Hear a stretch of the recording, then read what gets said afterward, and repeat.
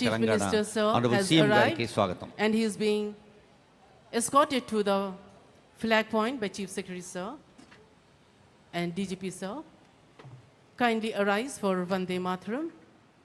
A historic moment. We can see Honorable Chief Minister, sir, getting on to the flag point. Bankim Chandra చటర్జుని కలం వెలువరించిన జాతీయ గేయం national song Vande Mataram. దేశం మొత్తాన్ని ఏకత్రితం చేసిన పాంచాక్షరి మంత్రం వందే మాతరం 150 ఏళ్ల పండగ సందర్భంగా గౌరవనీయులైన ముఖ్యమంత్రి గారికి నమస్సులు అందజేస్తూ Vande Mataram audio Vande please. Mataram.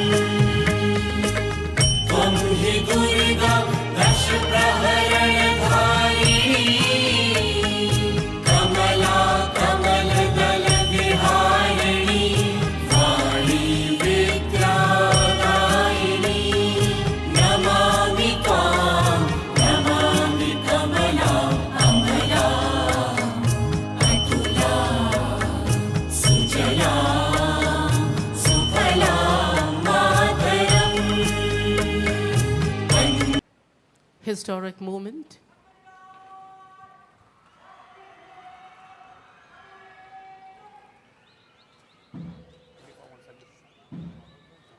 Officers in uniform salute.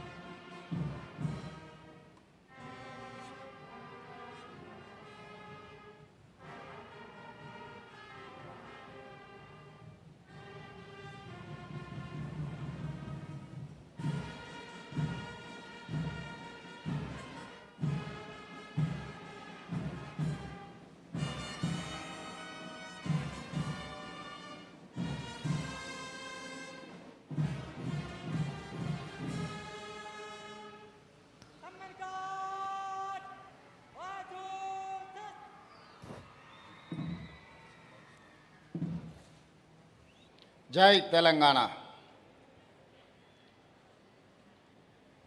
భారతదేశ ప్రజలందరికీ స్వతంత్ర దినోత్సవ శుభాకాంక్షలు. బానిస సంఖ్యలు తెంచి స్వేచ్ఛా వాయువులు పీల్చుకున్న ఈరోజు మనందరికీ పర్వదినం. ఇది దేశ చరిత్రలో సువర్ణ అక్షరాలతో లిఖించదగ్గ రోజు. మిత్రులారా, ఎందరో మహనీయుల త్యాగం ఈ స్వతంత్రం. వారి త్యాగాలను స్మరిస్తూ ఆ మహనీయులందరికీ శిరస్సు వంచి వినమ్రంగా నమస్కరిస్తున్నాను. ప్రపంచ చరిత్రలోనే ఆయుధం లేని యుద్ధం మన స్వతంత్ర పోరాటం. అహింస అనే ఆయుధంతో ఇంత గొప్ప విజయాన్ని సాధించవచ్చు అని రుజువు చేసిన ఘనత జాతిపిత మహాత్మా గాంధీకి దక్కుతుంది.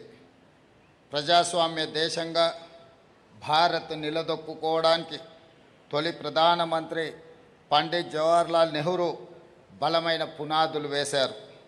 దేశ ఆధునిక భారతావనిగా అవతరించడానికి అవసరమైన ప్రణాళికలు రచించి దార్శనికతను ప్రదర్శించారు.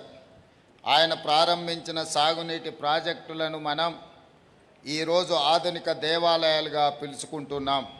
హరిత విప్లవం, శ్వేత విప్లవం, నీలి విప్లవం చేపట్టి అన్ని రంగాల సమగ్రాభివృద్ధికి కృషి చేసిన ఘనత నాటి ప్రభుత్వాలది. స్వేచ్ఛ జీవన ఆధారం, దానికి వెల కట్టలేము అని మహాత్మా గాంధీ గారు అన్నారు. అందుకే ప్రజాప్రభుత్వంలో ప్రజలకు స్వేచ్ఛను అందించాం. విధ్వంసమైన తెలంగాణ రాష్ట్రాన్ని వికాసం వైపు నడిపించేందుకు ప్రయత్నం చేస్తున్నాం. రాష్ట్రంలో ప్రజాప్రభుత్వం అధికారం చేపట్టిన 32 నెలల్లో దెబ్బతిన్న వ్యవస్థల్ని ఒక్కొక్కటిగా గాడిలో పెడుతూ వస్తున్నాం. సంక్షేమాన్ని విస్తరించాం, అభివృద్ధికి కొత్త దిశను నిర్దేశించాం. తెలంగాణ భవిష్యత్తుకు అవసరమైన కార్యాచరణను సిద్ధం చేసుకుంటూ ముందుకు వెళ్తున్నాం. సంక్షేమం కోసం ఈ రాష్ట్ర ప్రభుత్వం చేస్తున్న ప్రయత్నం, మా ప్రభుత్వంలో సంక్షేమాన్ని ఆర్థిక కోణంలోనో ఖర్చు పెట్టిన రూపాయలతోనో లెక్క కట్టడం లేదు. మా సంక్షేమ ఆలోచనలో మానవీయత ఉంది, పేదవాడి పట్ల బాధ్యత ఉంది, వారి జీవితాల్లో ఆనందం నింపాలన్న తపన ఉంది, వారికి ఆరోగ్యవంతమైన జీవితాలను అందించే ప్రయత్నం మేము చేస్తున్నాం. ఆత్మగౌరవంతో కూడిన జీవన విధానాన్ని అందించే సంకల్పం మా ప్రభుత్వానికి ఉన్నది. ఓట్ల కోసమో మొక్కుబడి హామీలుగానో మేము సంక్షేమాన్ని చూడడం లేదు. ప్రతి పథకంలో శాస్త్రీయ దృక్పథం, ప్రజా సంక్షేమం ఇందులో ఇమిడి ఉన్నది. ఈ 32 నెలల కృషి ఇప్పుడు ఫలితాల్లో కనిపిస్తుంది. అందుకు తాజా ఉదాహరణ ఆర్బీఐ తాజా గణాంకాల ప్రకారం 2025-26 సంవత్సరంలో మన రాష్ట్ర తలసరి ఆదాయం 8,18,931 రూపాయి.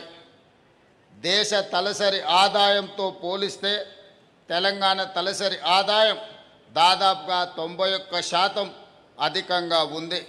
మన ఆర్థిక వ్యవస్థ బలాన్ని చాటి చెప్పే గొప్ప విజయంగా రాష్ట్ర ప్రభుత్వము, తెలంగాణ ప్రజలు భావిస్తున్నారు. రైతు సంక్షేమం కోసం మన ప్రభుత్వం చేపడుతున్న పథకాలను ఈనాడు రైతు బాగుంటేనే రాష్ట్రం బాగుంటుందని మా ప్రభుత్వం గట్టిగా నమ్ముతుంది. రైతుల కష్టాన్ని తీర్చి వ్యవసాయాన్ని పండుగ చేయాలన్న ఆలోచనతో ప్రజాప్రభుత్వం రైతు సంక్షేమానికి ఎక్కువ ప్రాధాన్యతను ఇచ్చింది. ఇచ్చిన మాట ప్రకారం 2 లక్షల వరకు పంట రుణాలను మాఫీ చేసి 25 లక్షలకు పైగా రైతు కుటుంబాలను రుణ విముక్తులను చేశాం.